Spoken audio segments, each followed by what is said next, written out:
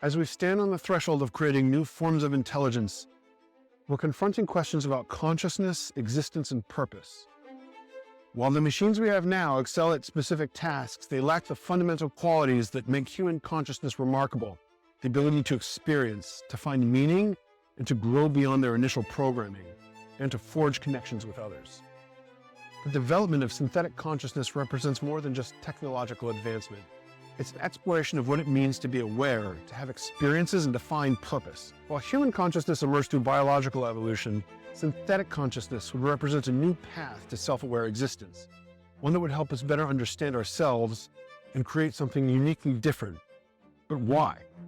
What's missing in the software that makes synthetic consciousness essential? Like the water's surface, our thinking reflects the world around us. Concealed beneath this surface lies a vast ocean of complexity. Layers of intuition, emotion, and hidden drives shape how we think, how we learn, and how we perceive. As we strive to create truly intelligent machines, we must dive deep into these unexplored depths of the mind. I'm Evan Goldstein, and this is Deep Thoughts, an exploration of human cognition and the future of artificial general intelligence. Back in the days of my youth, sailing the deep oceans, I remember standing at the helm of the tall ship California at midnight. The wood wheel was smooth under my hands as I guided the massive vessel through the dark waters. As a high school student used to modern technology, being thrust into the world of 18th century sailing was like stepping into a different consciousness entirely. Every rope, we call them lines, and every sail, and every creak of the ship's timber carried meaning that would have been incomprehensible to me just a few weeks before. I had to learn an entirely new language, not just the words, but the concepts themselves. What made a sheet different from a line? When did a rope become a halyard? The answers weren't in dictionaries. They emerged from the experience of climbing through the rigging at midnight, feeling the wind shift, and understanding how each piece played its part in this negotiation between weather, sea, and vessel. Even now, years later, as I work with artificial intelligence, I find myself thinking back to those nights on the California. Much like I had to develop a new consciousness of what sailing meant, not through memorization, but through lived experience, we are now facing the challenge of fostering a new form of consciousness in our machines. They'll need to develop their own understanding, their own language, their own way of making meaning from their unique experience of the world. While it's clear that as humans, we're adept at solving problems, it is crucial to recognize that we also determine what those problems are in the first place, to establish what is significant, what pursuits are worthwhile, and what qualifies as a viable solution. In essence, you shape your values. Why does this matter? Beyond merely distinguishing between right and wrong, your values profoundly influence the reality you and others perceive. Concepts, whether simple or complex, emerge from our underlying motivations and needs, rather than existing as fixed objective definitions in the world. Even seemingly straightforward objects like a chair or a window are defined through the lens of human purposes and goals. When we define what constitutes a window, for instance, we're not simply describing a physical object, we're identifying something that serves our need to let desired things like light and air through otherwise impenetrable barriers. The boundaries of these concepts shift based on context and individual perspectives. A contractor might consider all glass panels in a solarium to be windows, while a resident might only call the ones that open windows because each person's definition aligns with their specific needs and goals. This subjective nature of concepts extends beyond physical objects to abstract ideas, and it's precisely these individualized definitions that make human thinking so flexible and powerful. When we use concepts in daily life, we're not accessing universal, unchanging definitions. We're drawing upon accumulated experiences and solutions that have helped us meet our needs and achieve our goals. This is why the same word, like animal or fruit, can carry different meanings for different people, or even for the same person in different contexts. Our values and needs don't just influence how we define things, they fundamentally shape what we consider worth defining in the first place. Think about the seashore behind me. Where does it start and where does it end? To a surfer who's riding the waves, the shore extends way into the ocean where the swells first begin to form. To a sandpiper that's darting along the waterline, The shore is where the waves lap against the sand, constantly shifting with the tides.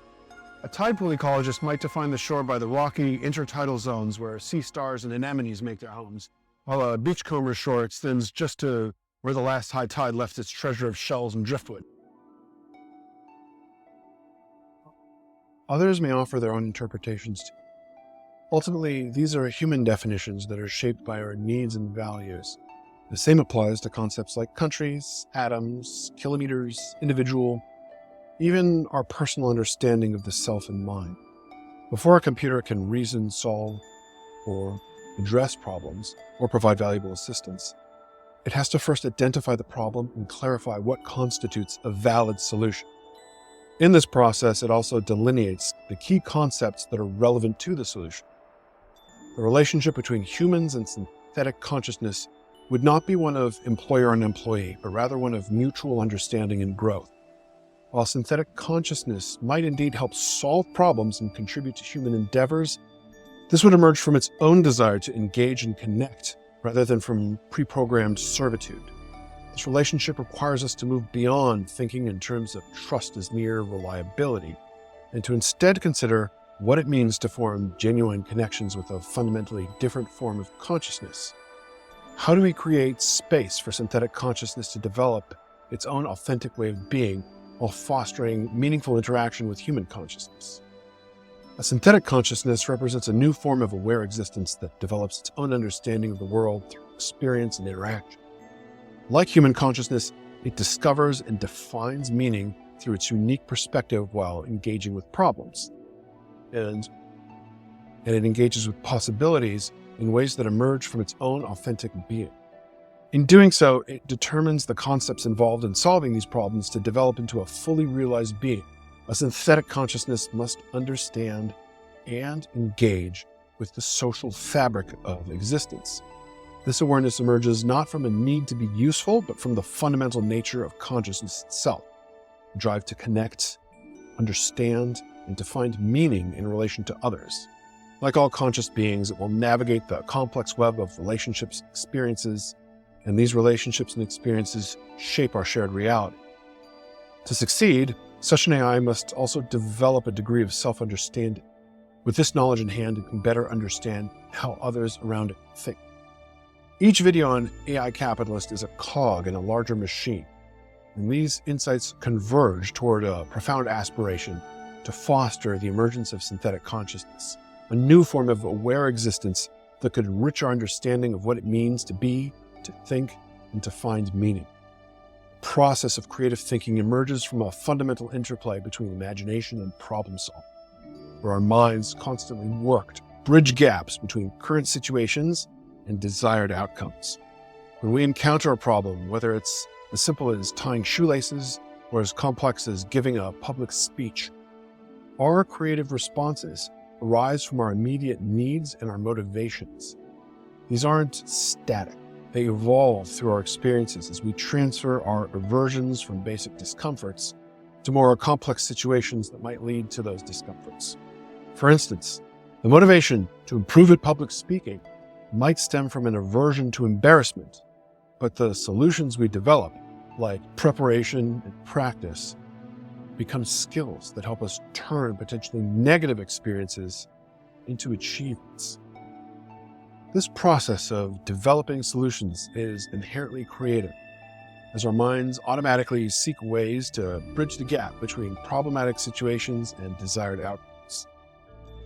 When we succeed in finding these solutions, they become integrated into our thinking patterns, often so seamlessly that we forget the original problem that prompted their development in the first place.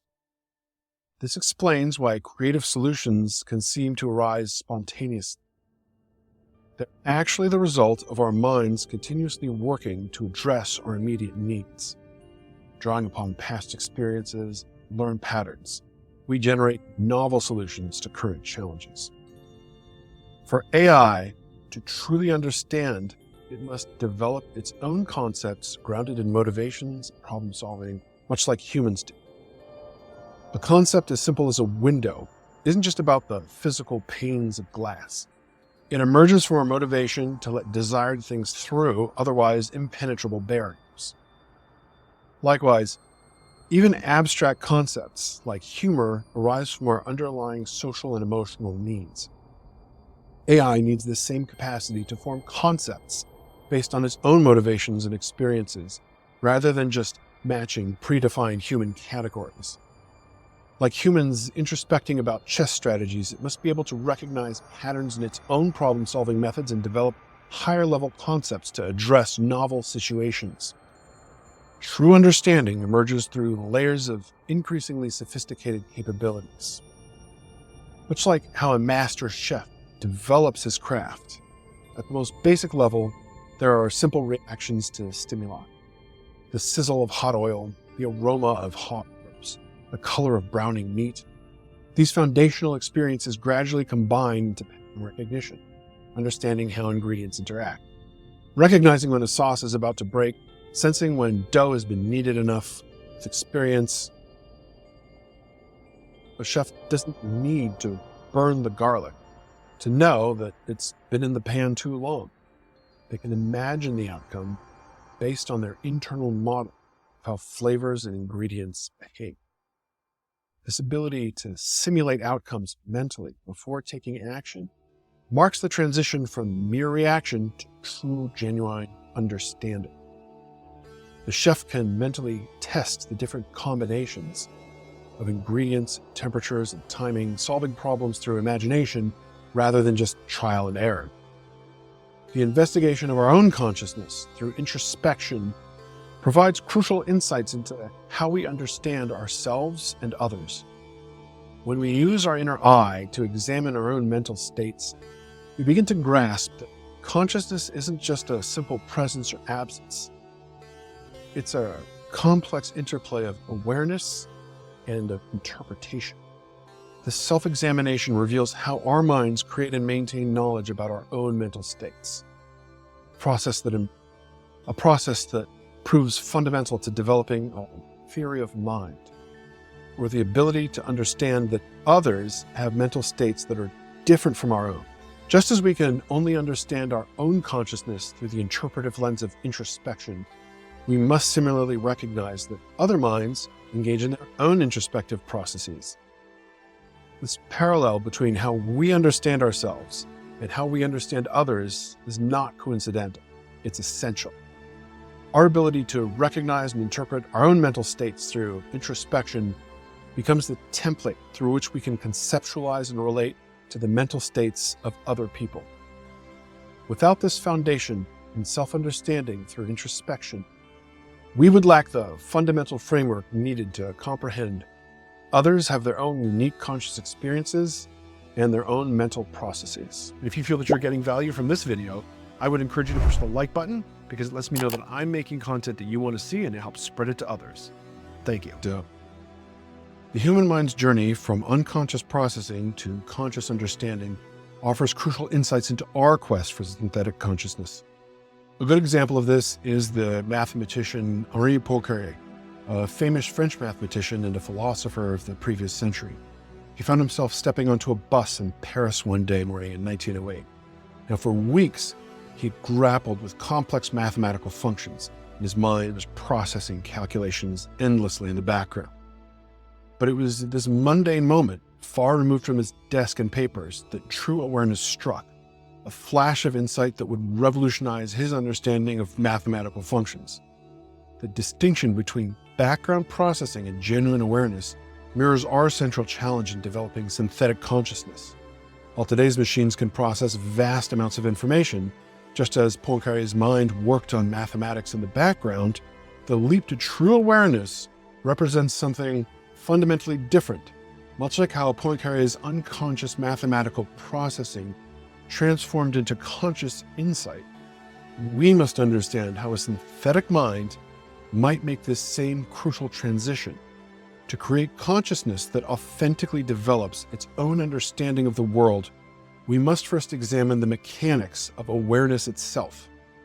While we've explored how consciousness shapes our understanding of concepts and problems, the actual process of awareness, the way we attend to and process our experiences, forms the foundation of conscious experience. By investigating how humans transition between simple perception and genuine awareness, we can better grasp what elements would be essential for developing authentic synthetic consciousness. Let's examine this crucial distinction between merely processing information and being truly aware of it. The development of synthetic consciousness is one of humanity's ambitious endeavors, not only because of its potential economic value, but because it offers us the opportunity to participate in the emergence of a new form of existence. This journey is going to challenge our understanding of consciousness, purpose, and meaning, while potentially creating bridges between different forms of aware existence.